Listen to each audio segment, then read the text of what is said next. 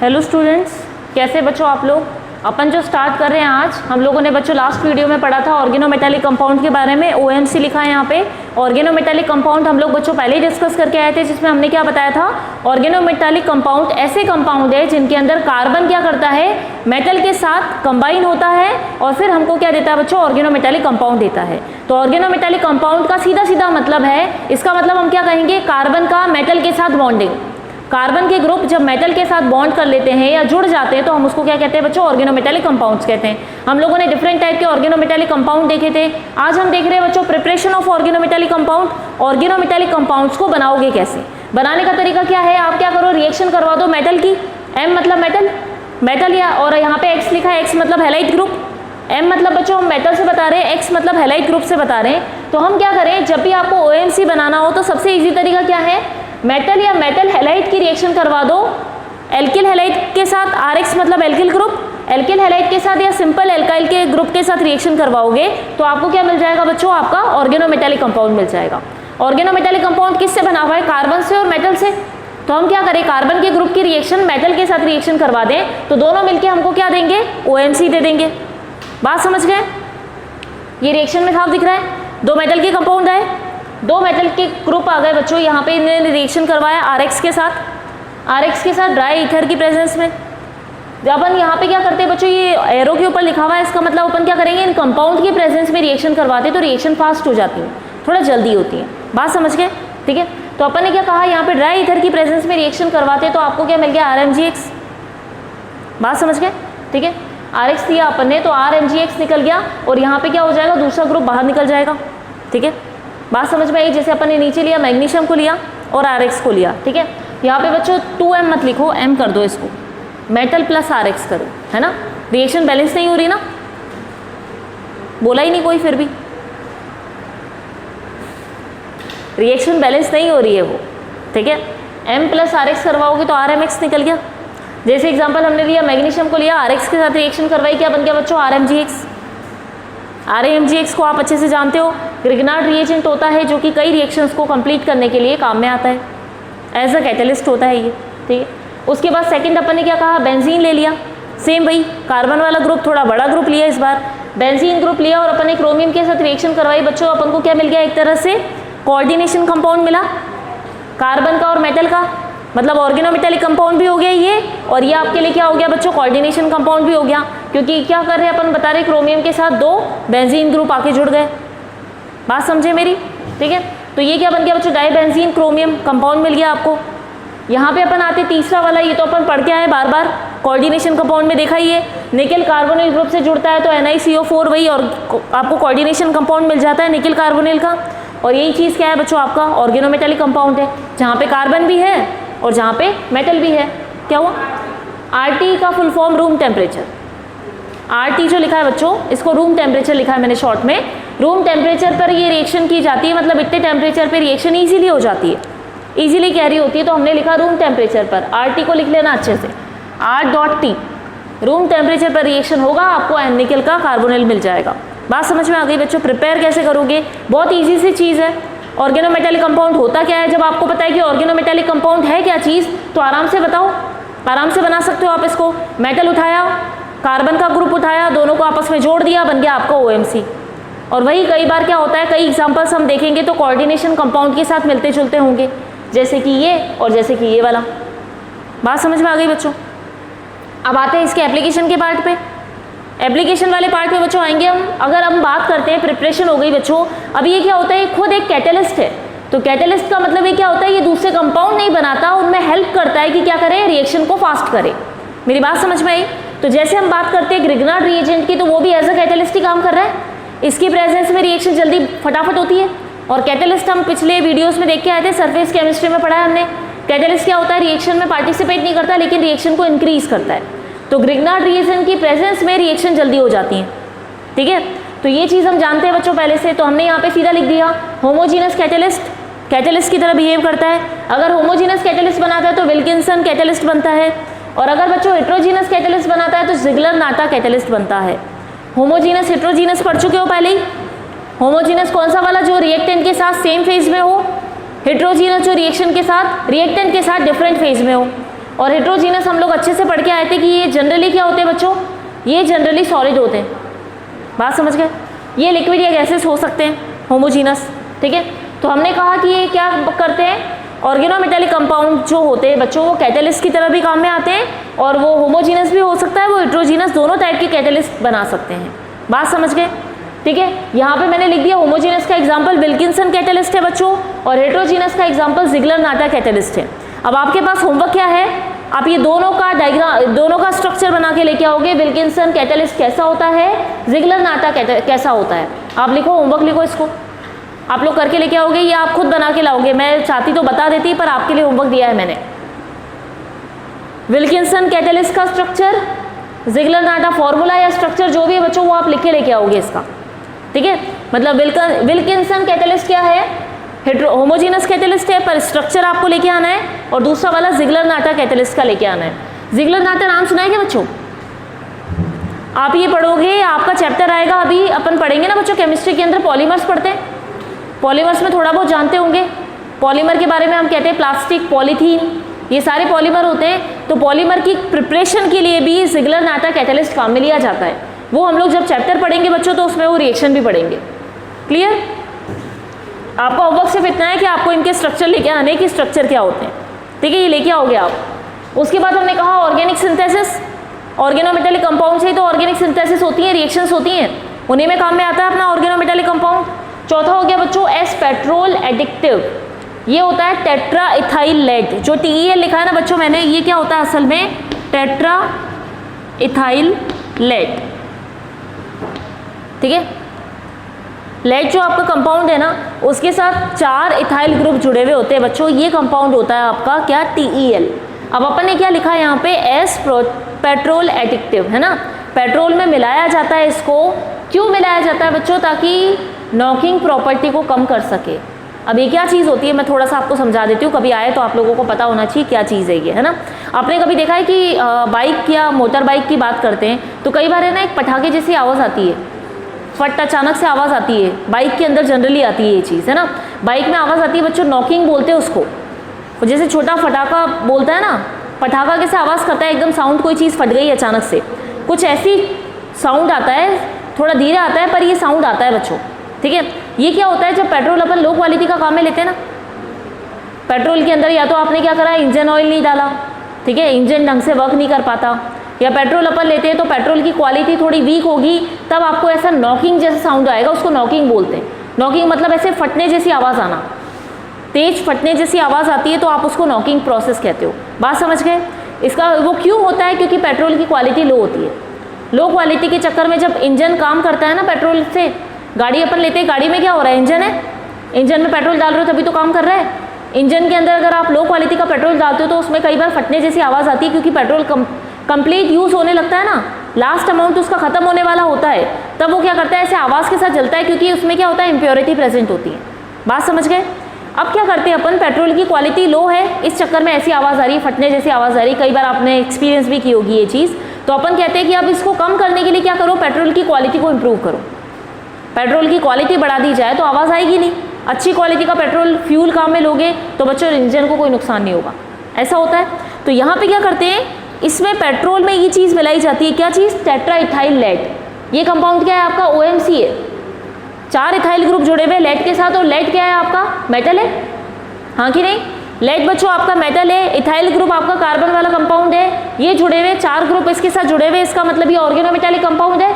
और यही organometallic compound हम पेट्रोल में मिलाते हैं ताकि उसकी प्रॉपर्टी बढ़े, ताकि उसकी प्रॉपर्टी क्या हो जाए, अच्छी हो जाए, और जो नॉकिंग साउंड, जो आवाज़ आ रही है वो आवाज़ आनी बंद हो जाए।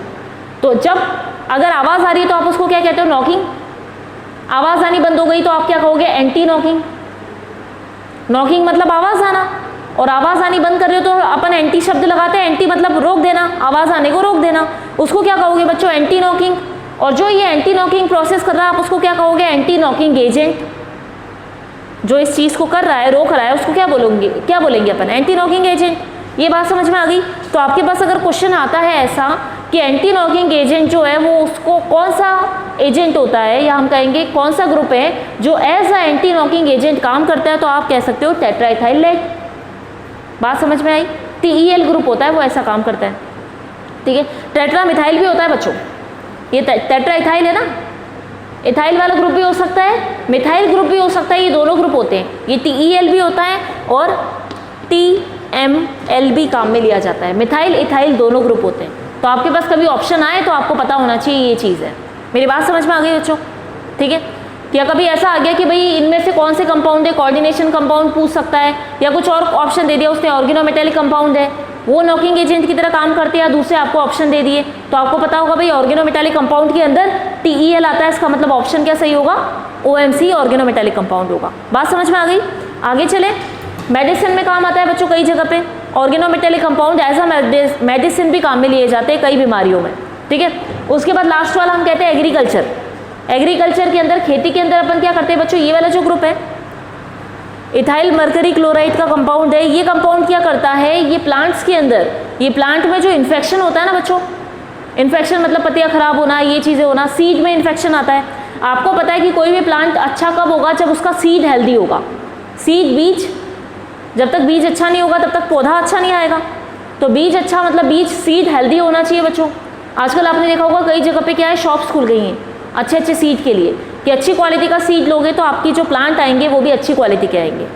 मेरी बात समझ में आई। तो सीड में क्या होता है बच्चों, इन्फेक्शन हो जाता है, उस इन्फेक्शन को रोकने के लिए हम लोग ये ग्रुप काम में लेते हैं, ये केमिकल काम में लिया जाता है। जो केमिकल असल में आपको दिख रहा है ना सीधा सीधा, इथाइल मरकरी क्लोराइड या मरकरी इथाइल क्लोराइड है आपका, ये ग्रुप आप खुद देख पा रहे हो, इसमें मरकरी मतलब मेटल, ठीक है, X भी हो गया मतलब हैलाइड ग्रुप, और ये आपका क्या हो गया, कार्बन वाला ऑर्गन, और क्या बोलेंगे अपन इसको, ऑर्गेनिक कंपाउंड। तो ये अपना क्या होगा, OMC ऑर्गेनोमेटालिक कंपाउंड। बात समझ गए। तो OMC का काम कहाँ पे आ गया, एग्रीकल्चर में भी, सीड में इन्फेक्शन को रोकने के लिए, वहाँ पे भी हम इसको काम में ले सकते हैं। तो आपको यूजेस समझ में आ गए बच्चों, एप्लीकेशन समझ में आ गई क्या होता है। तो अपना ऑर्गेनोमेटालिक कंपाउंड खत्म हो गया। आज अपन ने देख लिया क्या क्या ऑर्गेनोमेटालिक कंपाउंड होते हैं ये, ठीक है। एक रूल मेरे को आपको समझाना है, वो है 18 इलेक्ट्रॉन रूल। ये नोट कर लिया आपने, अब अपन उसको समझ लेते हैं एक बार, ठीक है। रब कर दूँ इसे। अब बच्चों अपन स्टार्ट करते हैं अपना 18 इलेक्ट्रॉन रूल। 18 इलेक्ट्रॉन रूल जो बच्चों अपन ने पढ़ा था, अपन क्या बताते थे, एक तो अपन ने पढ़ा था effective atomic number, EN rule पढ़ा था, जिसके अंदर हम लोग क्या कहते थे कि कोई भी कॉम्प्लेक्स अगर नोबल गैस कॉन्फ़िगरेशन के कॉन्फ़िगरेशन को क्या करता है, अगर उसके इक्वल होता है, इसका मतलब आपका कोऑर्डिनेशन कंपाउंड क्या होगा बच्चों, स्टेबल होगा, ठीक है। लेकिन अपन एक नया रूल यहाँ पे पढ़ते हैं 18 इलेक्ट्रॉन रूल, जो क्या करता है, उसके अंदर जितनी कमियाँ आ रही थी उनको भी दूर करता है। बात समझ में आ गई। कुछ कंपाउंड जिनको वो स्टेबिलिटी उनकी नहीं बता पा रहा था, वहाँ पे 18 इलेक्ट्रॉन रूल में हम वो चीज़ बता सकते हैं। और आप अगर देखो तो मोस्टली 18 इलेक्ट्रॉन रूल जो होता है बच्चों, कार्बोनिल लिगेंड के ऊपर ज़्यादा स्टेबल होता है। उसके जो रिजल्ट मिलेंगे वो हमें कार्बोनिल ग्रुप के ऊपर ज़्यादा रिजल्ट मिलते हैं। बात समझ गए। मतलब लिगेंड कौन सा वाला काम में लोगे, carbonyl ligand. Carbonyl ligand present होगा तो उसका वो अच्छा रिजल्ट देता है और हमको बता देता है कि कंपाउंड स्टेबल होगा कि नहीं होगा। तो मोस्टली एग्जांपल हमको किससे मिलेंगे बच्चों, कार्बोनिल लिगेंड के मिलेंगे, जैसे मैंने यहाँ पे भी लिखा कार्बोनिल CO लिगेंड है आपके पास यहाँ पर भी और यहाँ पर भी। बात समझ गए। अब उसके बाद हम यहाँ पे क्या बात कर रहे हैं बच्चों, इसको 18 इलेक्ट्रॉन रूल को दिया किसने था, सिडविक साइंटिस्ट ने, उसने समझाया था इसके बारे में। 18 इलेक्ट्रॉन रूल क्या कहता है बच्चों कि टोटल वैलेंस इलेक्ट्रॉन अपने पास अगर 18 होते हैं तो इसका मतलब क्या होगा, वो इलेक्ट्रॉन जो कंपाउंड होगा, कोऑर्डिनेशन कॉम्प्लेक्स होगा, वो क्या होगा, हाईली स्टेबल होगा। अगर नहीं रूल फॉलो करता या 18 इलेक्ट्रॉन के इक्वल नहीं आता, इसका मतलब वो स्टेबल नहीं होगा। बात समझ में आ गई। मतलब ये कहते हैं कि कोऑर्डिनेशन कॉम्प्लेक्स की वो स्टेबिलिटी के लिए टोटल वैलेंस इलेक्ट्रॉन इनके पास कितने होने चाहिए, 18 होने चाहिए। कैसे निकालते हैं, वो फॉर्मूला दिया हुआ है यहाँ पे। तो बच्चों पहले अपन यहाँ पे निकाल ले वैलेंस इलेक्ट्रॉन हर एटम का कितना होता है। ये अपन ने क्या लिख दिए, 3D मेटल वाले भी लिख दिए, 3D सीरीज वाले, 4D वाले और 5D वाले, सभी सीरीज के अपन ने एलिमेंट लिख दिए। अब अगर अपन इनको देखें बच्चों, सब एक के नीचे एक आते हैं, तो इनके वैलेंस इलेक्ट्रॉन कॉमन ही होंगे। बात समझे। कितने हो जाएंगे इसके, अगर अपन वैलेंस इलेक्ट्रॉन की बात करें तो 4s और D 3D, इन दोनों के इलेक्ट्रॉन वैलेंस इलेक्ट्रॉन माने जाएंगे। S के भी 2 माने जाएंगे क्योंकि वो ऑक्सीडेशन स्टेट को भी देते हैं। तो इसके आउटर मोस्ट में कौन कौन से होंगे, 4s के 2, और D में कितना जाएगा, पहले वाले में D में कितने इलेक्ट्रॉन जाएंगे बच्चों, D में कितना जाएगा, पहले वाले में 1 ही जाएगा, फर्स्ट है ना, तो 1 वो और उसके कितने कितने होगा, इसके +3 होगा बच्चों। या वैलेंस इलेक्ट्रॉन की बात करें अपन तो 3 बोल सकते हैं अपन। वैलेंस इलेक्ट्रॉन कितने हो गए, 3 इलेक्ट्रॉन। नेक्स्ट वाले में 4 इलेक्ट्रॉन, इधर वाले में 5, बढ़ते जाएंगे जैसे जैसे डी में बढ़ेंगे, एस में तो 2 ही रहते हैं, 2 + 1 3 + 1 4, सॉरी +2 4 +3 5, फिर आगे होता जाएगा बच्चों 6 आ जाएंगे इसके 7 इलेक्ट्रॉन, इसके 8 इलेक्ट्रॉन, इसके 9 इलेक्ट्रॉन, इसके 10 इलेक्ट्रॉन, इसके 11 इलेक्ट्रॉन और इस वाले के 12 इलेक्ट्रॉन। लास्ट वाले की बच्चों अगर अपन बात करते हैं तो लास्ट वाला क्या है, फुल्ली फिल्ड ऑर्बिटल है। इसका मतलब इसके कंपाउंड बहुत रेयर केस में देखने को मिलते हैं अपन को, जिंक, कैडमियम और मरकरी के, क्योंकि डी ऑर्बिटल पूरा भर चुका है ना, पूरा भर चुका है, तो एस के 2 देगा भी तो भी बहुत रेयर बनाएगा वो। उसके साथ ज़्यादा से ज़्यादा क्या हो सकता है, 1 या 2 लिगेंड ही जुड़ सकते हैं। हाँ, अपन जो बात करते हैं बच्चों कोऑर्डिनेशन कंपाउंड में, तो हमने क्या कहा था, हाईली स्टेबल, या अपन ने कहा था कि मोस्टली हमको कौन से एग्जाम्पल देखने मिलते हैं जिनमें 4 या 6 लिगेंड जुड़े हुए होते हैं। बात समझ गए। और अपन एग्जाम्पल इनके कम क्यों देखते हैं, क्योंकि ये क्या होते हैं, ये हाईली स्टेबल होते हैं, तो रिएक्टिव नहीं होते, इजीली रिएक्शन नहीं करते, इस चक्कर में इनके कॉम्प्लेक्स हमको कम देखने मिलते हैं। बीच वाले जो एलिमेंट होते हैं बच्चों वो क्या होते हैं, इनके पास डी ऑर्बिटल खाली है तो ये हाईली रिएक्टिव होते हैं, ये तो हम चीज़ जानते हैं। अब 18 इलेक्ट्रॉन रूल हमें यही कहता है कि टोटल वैलेंस इलेक्ट्रॉन जो होते हैं वो 18 होंगे, तो वही स्टेबिलिटी बताते हैं कॉम्प्लेक्स की। कैसे निकालोगे, फॉर्मूला देख लो, number of valence electron of central metal ion, CMI मतलब आपका मेटल, मेटल में कितने वैलेंस इलेक्ट्रॉन है वो निकाल लोगे, वैलेंस मतलब उसके आउटर मोस्ट, ठीक है, सबके लिए लिख दिया अपन ने, भाई सबके इतने इतने होते हैं। उसके बाद अपन ने मल्टीप्लाई किया number of central metal ion, किसी किसी जगह पे बच्चों सेंट्रल मेटल आयन जो होता है उसका नंबर बढ़ जाता है। कई कंपाउंड हमको देखने मिलेंगे, जैसे हमने यहाँ पे तो कहा एक ही मेटल है, हो सकता है मेटल ज़्यादा हो, जैसे यहाँ पे देखो आयरन, ये तो लास्ट वाला जो इरिडियम है वो कितने हैं, 4, और अगर अपन आयरन की बात करें तो 3, ठीक है, तो अपन यहाँ पे देख रहे हैं ना 4 और 3 मेटल आयन है, तो यहाँ पे आपको क्या करना है, number of central metal ion लिखने हैं मल्टीप्लाई करके, कि भाई एक मेटल में, जैसे मान लो अपन, मैं कहती हूँ स्कैंडियम जो है मेरे पास 3 है, तो मैं कहूँगी एक स्कैंडियम में 3 इलेक्ट्रॉन, तो कितने कहा अपन ने, 3 स्कैंडियम में कितने इलेक्ट्रॉन होंगे, तो मल्टीप्लाई होगा बच्चों, मेरी बात समझ गए, तो मल्टीप्लाई होगा number of central metal ion plus 2 × number of metal metal bond. ये चीज़ देखना बच्चों, मेटल मेटल के बीच में बॉन्डिंग होगी, जब हम कह रहे हैं 2 या 3 होंगे, इसका मतलब आयरन आयरन के बीच में बॉन्डिंग होगी, तब जाके तो आपस में जुड़े होंगे, कुछ ना कुछ स्ट्रक्चर बना होगा, और कॉम्प्लेक्स मतलब अपन कहें ज़्यादा जो है टफ स्ट्रक्चर बना होगा, है ना, ज़्यादा अपन कहेंगे हार्ड स्ट्रक्चर बनेगा, क्योंकि मेटल भी तो आपस में जुड़ रहे हैं, तब जाके वो साथ में अपने लिगेंड जोड़ रहे हैं। मेरी बात समझ गए, 3 हैं 4 हैं, अलग अलग तरीके से जुड़े हो, तो इनके बीच में भी तो बॉन्डिंग हुई, बात समझे। 2 × number of metal metal bond, metal metal bond कितने हैं तो वो अपन देख लेंगे, 2 है 3 है 4 है, वो मल्टीप्लाई करके निकलेगा बच्चों, बात समझ गए। उसके बाद अपन ने क्या लिखा, number of electron contributed bye ligand, ligand कितने इलेक्ट्रॉन दे रहा है, 2 इलेक्ट्रॉन दे रहा है, कितने लिगेंड देता है वो मल्टीप्लाई करके निकाल लोगे। और यहाँ पे अपन क्या लेंगे बच्चों, प्लस माइनस चार्ज, चार्ज जो कॉम्प्लेक्स पे चार्ज होगा, कॉम्प्लेक्स पे चार्ज कैसे निकालोगे बच्चों, कॉम्प्लेक्स पे चार्ज है कि नहीं है वो अपन देख के निकाल लेंगे, है कि नहीं है वो निकालोगे आप। उसके बाद हमने देखा कि ये क्या हो जाता है बच्चों, opposite of charge on complex, इसका मतलब अगर आपके कॉम्प्लेक्स पे चार्ज क्या है, प्लस है तो आप क्या लोगे माइनस, माइनस है तो आप क्या लोगे प्लस, उल्टा कर देना आपको, बात समझ में आ गई।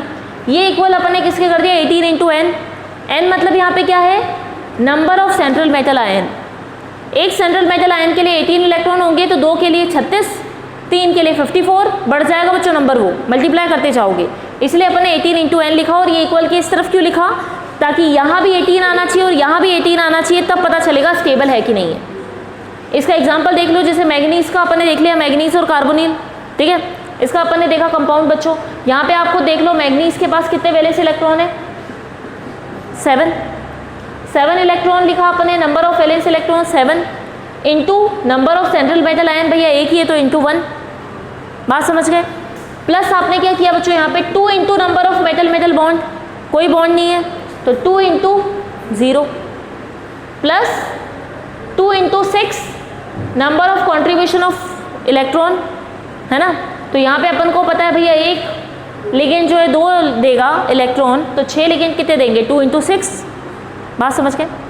माइनस का 1, माइनस का 1 आ जाएगा यहाँ पे, चार्ज जो था वो माइनस का 1 हो गया बच्चों, ठीक है, ये चीज़ समझ में आ गई।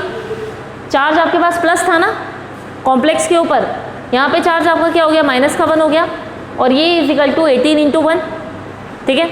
तब यहाँ पे देख लो 7 का 7, 2 इंटू 0 0,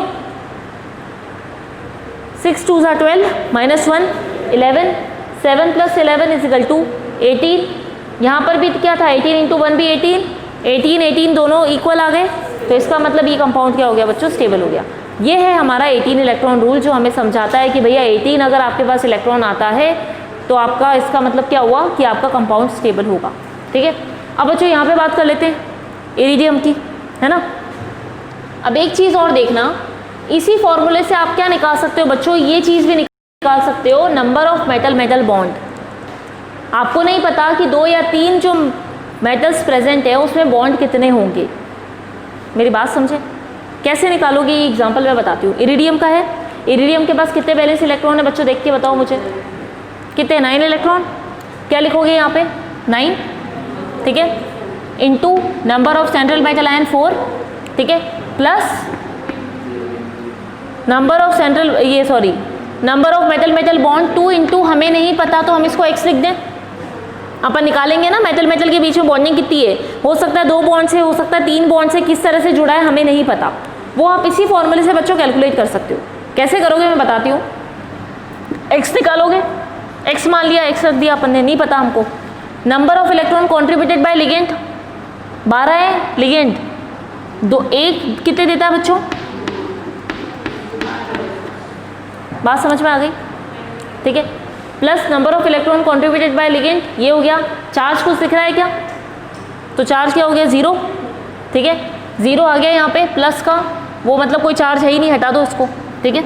लिखो भी, नहीं भी लिखो तो भी बात बराबर है, +0 लिखोगे तो भी ठीक है, हटा दो तो भी ठीक है, इज इक्वल टू 18 इंटू 4, बात समझ गए। अब ये निकालो कितना आएगा, कैलकुलेट करो, आंसर निकालो और मुझे बताओ कितना आता है। 6 आ रहा है, 9 4 सा कितना हो गया बच्चों, 36 प्लस 2x प्लस का 24 is equal to 72, is equal to 72, ठीक है। अब उसके बाद यहाँ पे इसको प्लस कर लोगे, कितना हो गया ये 60 plus 2x is equal to 72।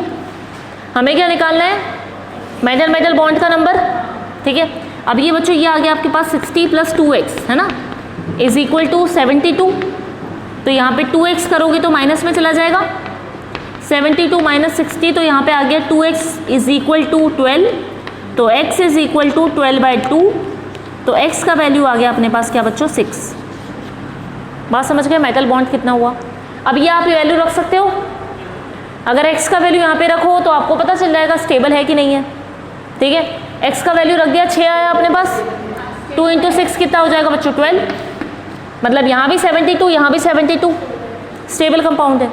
बात समझ गए, क्लियर है ये चीज़। अब आप निकालो थर्ड वाले के लिए, मुझे बताओ कैलकुलेट करके कितना आंसर आएगा। थर्ड वाला जो है ना बच्चों आयरन वाला, उसके लिए कितना आंसर आएगा,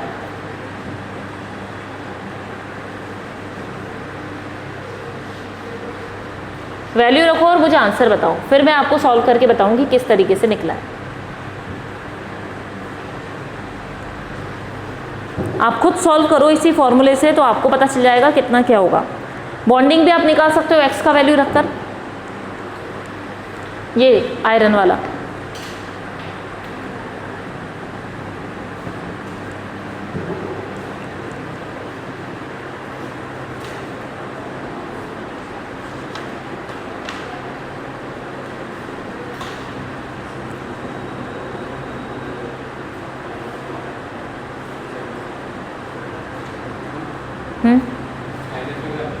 क्या आंसर माइनस में आ रहा है, कैसे, कौन से वाले का, इसका, नहीं नहीं, माइनस में कैसे आएगा,